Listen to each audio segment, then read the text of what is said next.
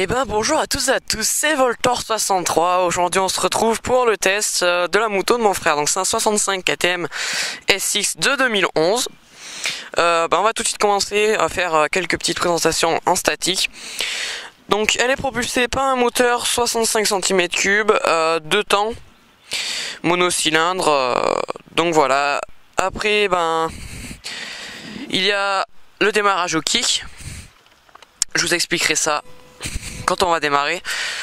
Et il y a un petit pot, donc le pot est d'origine, refroidissement par eau, donc liquide de refroidissement, c'est pareil. Quand il y a marqué refroidissement en haut, en fait c'est avec le liquide de refroidissement, pas avec de l'eau.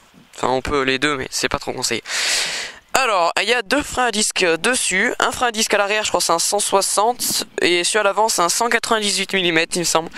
C'est pas sûr, mais c'est dans ces eaux là. Voilà, après à l'avant c'est une fourche en 35 mm. C'est pas une WP, c'est une Marzocchi ou une Marzocchi, je sais plus comment on dit. Il me semble que c'est ça, en tout cas c'est pas une WP à l'avant. Elle est d'ailleurs, la WP elle guidonne un peu quand on est assez léger. Et à l'arrière c'est un amortisseur WP, donc vous voyez ici la lignée d'origine, hein. Voilà. Après la transmission, il y a 6 vitesses. 6 petites vitesses, ça tire pas très long, ça tire pas court non plus, mais ça va. Après le reste de la transmission, c'est par chaîne. Voilà, donc elle est bien sûr en manuel avec un embrayage. Voilà. Après il y a bien sûr le coupe-circuit, le carbu qui est ici, c'est un Mikuni 24 avec le petit starter qu'il y a là. Choke, je sais pas si vous voyez, il est mis, je l'enlève, je le mets, je l'enlève. Donc voilà, et le petit truc sympa sur cette moto, c'est comme sur la 125, c'est que vous pouvez démarrer en première. Donc vous mettez juste l'embrayage, vous kickez et c'est parti. Donc là en l'occurrence j'ai pas ouvert l'essence, on va l'allumer. Donc là il y a un petit guidon pro-taper avec les poignées KTM. Le freinage c'est du Magura, l'embrayage c'est le système hydraulique c'est Magura. Et après les freins c'est les freins KTM. Il n'y a pas vraiment c'est pas une autre marque, c'est KTM. Voilà. Après les leviers il y a le petit retour au cas où vous tombez, ça permet de les plier un petit peu. Voilà, c'est toujours pratique. Voilà, après c'est à peu près tout. On va partir. Alors on va aller faire un petit tour ensemble. Elle est un peu petite pour moi. Pour ceux qui vont me dire que j'ai pas pris les bottes et tout, c'est normal parce que je vais juste faire 3-4 km par truc comme ça avec vous et on va aller à allure assez modérée. Donc on va se remettre en première. Donc déjà c'est une moto qui, malgré que ce soit en 2 temps, elle a assez de couple. On peut démarrer en deuxième sans trop forcer. Donc voilà, il n'y a même presque pas besoin d'accélérer. Après faut pas non plus démarrer en troisième. Pour la petite anecdote, c'était trop puissant pour mon frère pour passer la première parce que j'avais peur que ça accélère trop. Donc il démarrait en deuxième et c'est vraiment très très simple de démarrer en deuxième. La preuve, il y est arrivé, je l'ai fait essayer 2 fois juste devant chez moi. Il y est arrivé les 2 premières fois, 2 fois d'affilée, donc c'est assez simple. Voilà, donc là on est en première, on passe à la seconde, la troisième. Si je conduis pas droit c'est normal parce qu'elle est un peu petite comme j'ai dit. Donc là je monte le petit but en troisième tranquille. Quatrième il me semble. Voilà.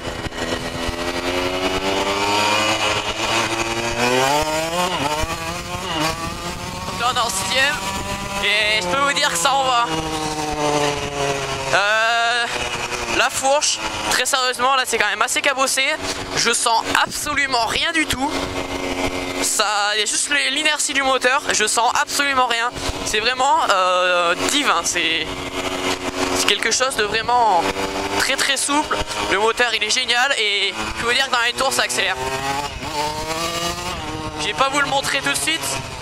Peut-être jamais même parce que je gère pas trop, encore moins avec une moto trop petite pour moi. Il m'arrivait des fois d'accélérer à peine trop sans utiliser l'embrayage et que ça se lève carrément. Et donc voilà, c'est quand même assez puissant, ça fait environ 20 chevaux d'origine, donc pas préparé, rien. c'est vraiment super bien. Le moteur, comme je l'ai dit, est très très souple. Là je dois être à une trentaine de km/h, je suis en 6ème.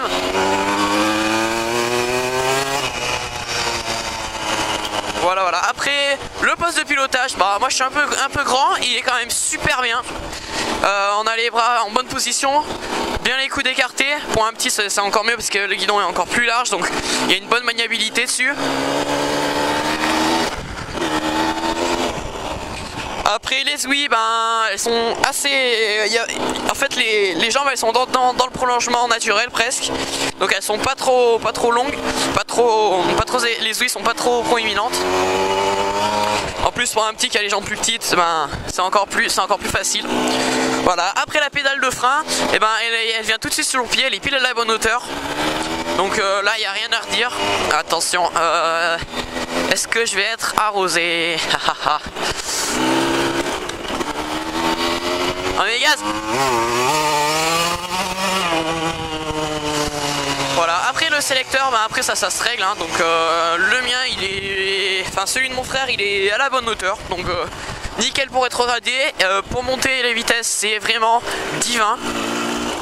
Il n'y a rien besoin de se faire, enfin, faut bien passer à la vitesse et ça passe vraiment tout seul. La boîte est très bien, je vais encore vous le dire.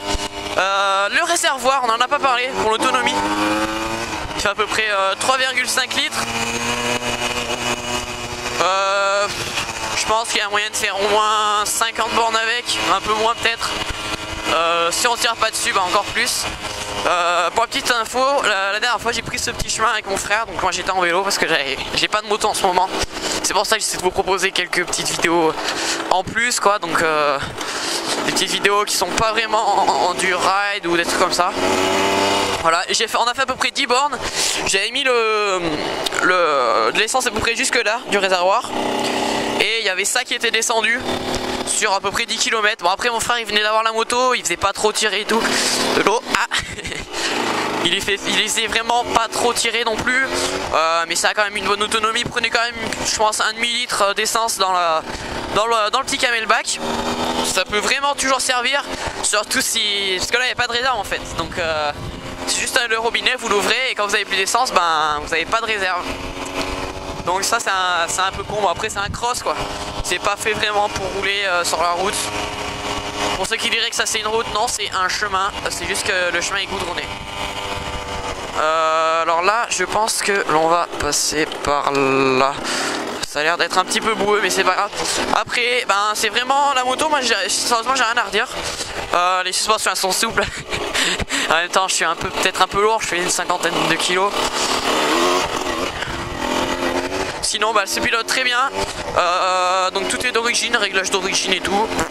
J'ai vraiment rien à redire, elle a une bonne reprise. Comme je vous ai montré pour passer la première, etc. Après, le poids, oui, le poids, elle fait environ 55 kg. Donc c'est à peu près, c'est génial pour un petit. Et je tenais aussi à dire que cette moto c'est un peu la référence dans le domaine des enfants pour faire un peu de cross. Dans un Silray 65 c'est la référence cette moto.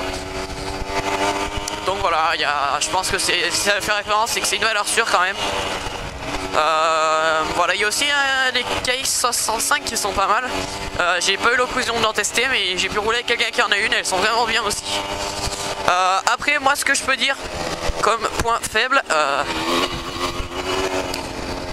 il n'y en a pas vraiment, juste que je pense que mon petit frère voudra la garder plus longtemps quand elle sera trop petite. Parce que c'est vraiment une très bonne moto. J'ai été surpris parce que les crosses en général ça a pas beaucoup de couple et sur tous les deux temps et là en fait c'est vraiment en royal quoi. Là je dois être je pense en 5ème. Ouais j'étais en 5ème. Et il y a une quinzaine de km/h et ça reprend vraiment nickel. C'est vraiment une bonne moto, vous pouvez faire de la rando, du cross avec, il n'y a vraiment pas de souci. C'est solide, c'est fiable. Et c'est un petit moteur donc faut bien faire un petit peu d'entretien aussi. Mais sinon après ça vaut vraiment le coup. Ce que je vais vous conseiller, il y en a beaucoup qui me demandent oui je veux m'acheter un dirt, machin truc, des trucs comme ça. J'ai 10 ans, j'ai 9 ans, je veux m'acheter un dirt. Et au lieu d'acheter un dirt c'est pas très fiable, enfin voilà. c'est mon point de vue, c'est pas le top, c'est vraiment assez nul, voilà. Et ben à la place, prenez un peu plus de temps, attendez peut-être 4 ou 5 mois. Et vous pourrez après vous prendre à Noël ou à votre anniversaire un petit 65 peut-être. Il y en a des pas chers sur internet. Et là par contre vous aurez une vraie moto. Il y a moyen de faire des trucs avec. Elle est vraiment très souple comme je l'ai dit. Voilà, après ouais, ce que je rajouterais sur cette moto, donc là il y a c'est pas une moto neuve que j'ai eu, donc le garde-boue il est un tout petit peu rayé, mais ça c'est rien, donc changer le garde-boue, sinon il marche très bien. C'est pas ça, il évite bien les projections et tout. Après ce que je rajouterais moi personnellement, c'est je changerai un petit peu le guidon sur celle-là. Après chacun fait ce qu'il veut, mais moi personnellement sur celle-là je changerai le guidon. Les petits enfants.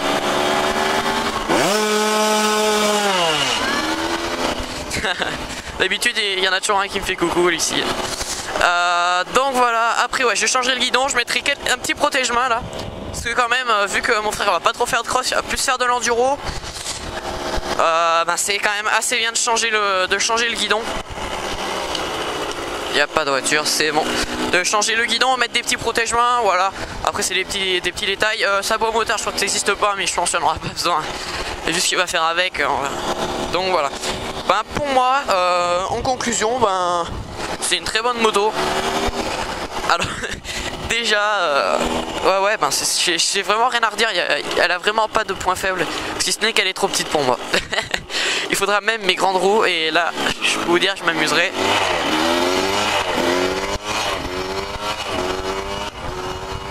Très souple et tout, comme je l'ai déjà dit.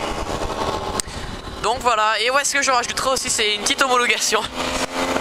Mais malheureusement, la loi française n'est pas vraiment d'accord avec ça, parce que ça aurait été sympa de pouvoir des fois, comme là par exemple dans le petit village, je suis vraiment obligé de passer dans le village, et pour être en règle, ça aurait été bien qu'il y ait une petite norme d'homologation pour que mon petit frère en fasse et tout, mais vu que c'est pas autorisé en France, voilà, on peut pas.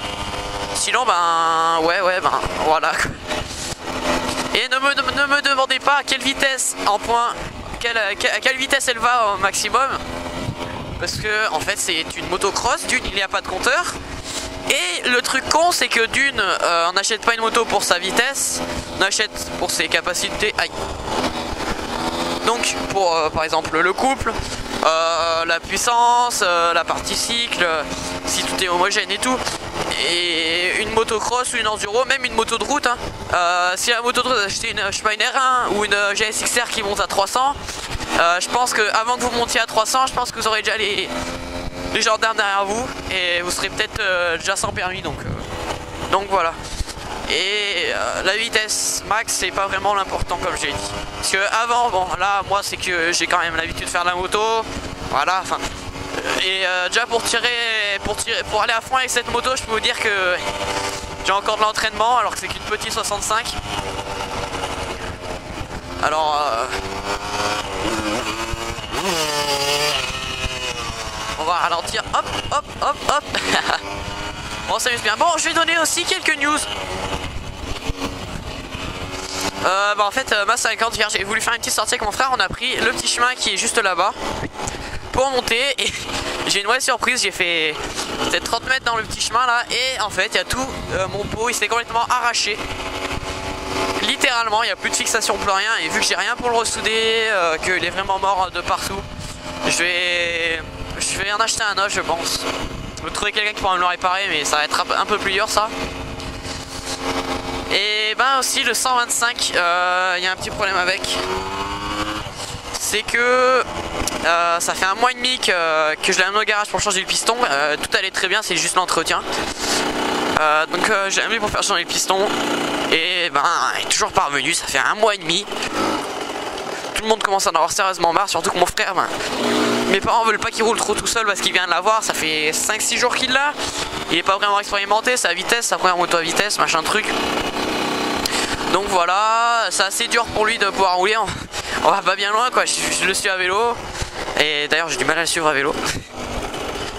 Et j'ai pas pu faire grand chose avec lui parce que comme je vous ai dit, les deux motos elles sont pas là.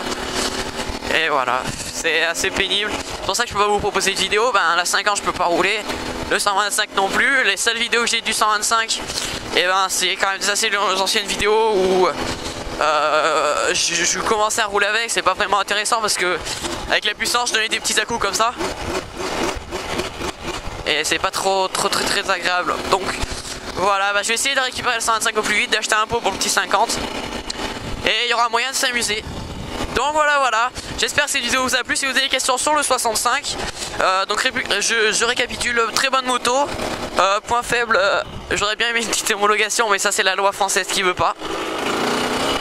Il manque juste des protège-mains sur celle-ci. Les protège-mains c'est pas bien cher non plus. Toujours bien s'équiper, ça c'est en plus, toujours bien s'équiper. Parce que même avec des petits engins comme ça, il y a moyen de se faire très mal, voire même de se tuer. Donc vraiment très attention. Faut être très à cheval là-dessus, pas faire de conneries et bien respecter tout ça. Voilà, après ben on va faire les petits détails techniques pour ceux qui ont la flemme de retourner au début de la vidéo. Un moteur de temps 65 cm3 monocylindre, le bouclier dessus c'est un origine, voilà 6 vitesses, boîte manuelle, transmission par chaîne, la fourche elle fait 220 mm de débattement, c'est une Marzouchi en 35 mm de diamètre, suspension arrière en 270 mm de débattement, marque White Power, donc WP pour ceux qui ne sauraient pas la petite subtilité. Voilà, les roues c'est des 14 pouces il me semble, en tout cas une des deux c'est une 14 pouces, je l'ai plus en tête, excusez-moi, vous pouvez aller voir sur internet, vous tapez fiche technique KTM 65 SX de 2011. Voilà. Allez, et ben je vous laisse et ciao, j'espère que cette vidéo vous aura plu. Si vous avez vos motos à faire tester et que vous êtes dans le 63, donc en Puy-de-Dôme vers Clermont-Ferrand, et bah pourquoi pas me laisser un petit message sur ma page Facebook, pas sur YouTube, et pour que je puisse tester ça et voilà, faire une petite vidéo et des trucs comme ça. Si vous avez quelques questions sur cette moto, bah, mon frère pourrait y répondre, ou même moi d'ailleurs. Donc j'ai qu'une chose à dire, et ben bonne journée, roulez bien, ciao.